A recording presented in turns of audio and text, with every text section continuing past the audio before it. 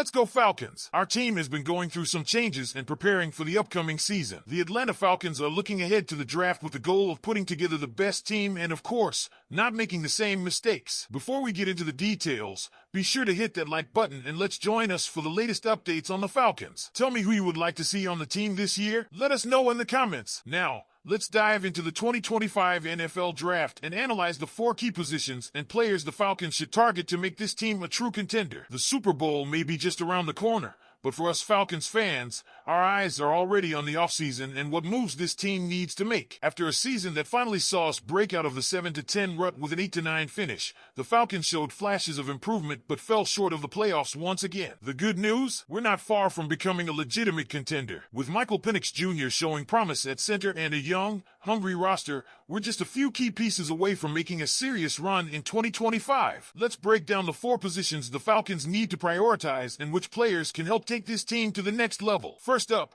we've got edge rusher. This is a position Atlanta simply can't ignore any longer. The pass rush has been an issue for years, and 2024 was no different. We finished second to last in sacks with just 31 over 17 games. Arnold Ebiketie showed promise with 5 sacks in the final 6 games, but we need more firepower on the edge. Players like Penn State's Abdul Carter, Tennessee's James Pierce Jr., and South Carolina's Kyle Kennard should be on the Falcons' radar. These guys have the length, speed, and explosive first step needed to disrupt opposing quarterbacks. A top-tier edge rusher could be a game-changer for this defense. Next up, quarterback. A.J. Terrell returned to form this past season, showing flashes of being the lockdown threat we saw in 2021. But outside of Terrell, the secondary needs help. Mike Hughes was a pleasant surprise, and Clark Phillips 3 made strides, but both Hughes and D. Alford are set to hit free agency. We need a corner who can complement Terrell and elevate this group. Michigan's Will Johnson, Notre Dame's Benjamin Morrison, and Texas' Jody Barron are all strong first-round options. If we wait until the second round,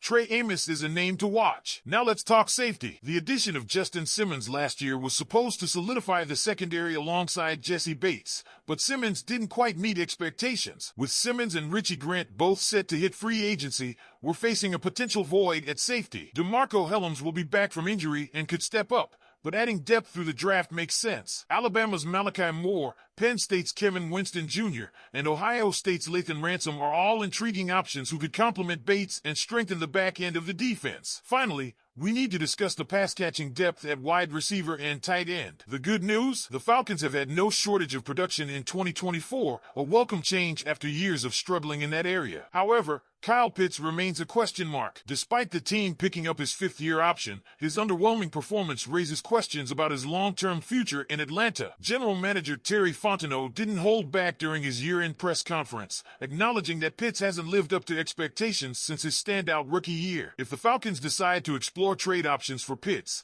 tight ends like Bowling Green's Harold Fannin Jr., Texas' Gunnar Helm, and Miami's Elijah Arroyo could provide solid replacements and help Michael Penix Jr. continue to develop. So, Falcons fans, what do you think? Which positions do you think Atlanta should prioritize in the draft? Are there any players you have your eye on? And what should we do about Kyle Pitts? Keep him or explore a trade? Leave your thoughts in the comments below. Here's the buzz. Could Khalil Mack finally be coming to Atlanta? That's right, ESPN's Jeremy Fowler has linked the Falcons to the 9-time Pro Bowler and 3-time first-team All-Pro outside linebacker. This isn't the first time Mack's name has been connected to Atlanta. Some of you may remember that in the 2014 NFL Draft, the Falcons were rumored to be interested in drafting him, but he was only 1 pick earlier. Now, 11 years later, the stars may finally align. Mack is coming off another solid season with the Los Angeles Chargers, logging 6 sacks, 6 tackles for loss, and 15 quarterback hits across 16 starts. At 33 years old, he's still a force to be reckoned with and has proven he can be a difference maker on the field. In 2023, he recorded a whopping 17 sacks, showing he's far from slowing down. With 107.5 career sacks through 11 NFL seasons, Mack has built a resume that speaks for itself. So why does this matter for the Falcons? Well, if you've been following the team, you know that pass rushing has been a glaring weakness. Atlanta finished second to last in the NFL last season with just 31 sacks. Adding a player like Mack would instantly elevate this defense and bring some much-needed pressure off the edge. His experience, leadership, and playmaking ability could be exactly what this unit needs to take the next step. But let's get real for a moment. There are 2 big factors to consider when it comes to Mack potentially landing in Atlanta: verified interest and financial feasibility. Fowler mentioned Atlanta and Carolina as teams that could be in the market for Mack, but he didn't confirm that the Falcons have made a move or expressed official interest. It's clear, however, that Atlanta's front office is likely evaluating all options as they prepare their free agency strategy. Then there's the financial side. The Falcons currently rank 27th in the league in cap space and are sitting at negative $11 million. That's a significant hurdle. To even have a shot at signing Mac, the Falcons will need to clear up cap space by restructuring contracts, making cuts, or exploring trades. It's doable, but it won't be easy. So, will Khalil Mack suit up in black and red next season? Only time will tell. From a team needs perspective, it makes perfect sense. The Falcons desperately need pass rush help, and Mack's skill set would be a perfect fit. But the financial hurdles and competition from other teams like the Chargers, who reportedly want to re-sign him, could make this a challenging pursuit. Now, I want to hear from you, Falcons fans. Do you think Atlanta should go all in to bring Khalil Mack to the team? How should they clear up cap space to make it happen? Or do you think the Falcons should focus their resources elsewhere? ESPN's Jeremy Fowler has named the Falcons as a team to watch for Jets linebacker Jamien Sherwood during the 2025 NFL free agency. Now, I know some of you might have been skeptical when Jeff Ulbrich was hired as the defensive coordinator, but here's one big advantage. Ulbrich's connection to the Jets' defensive talent could give Atlanta an inside track on some key free agents, and Sherwood might be the most intriguing name on that list. Sherwood is coming off a breakout season where he started more than 4 games for the first time in his career and absolutely flourished. He racked up 158 combined tackles,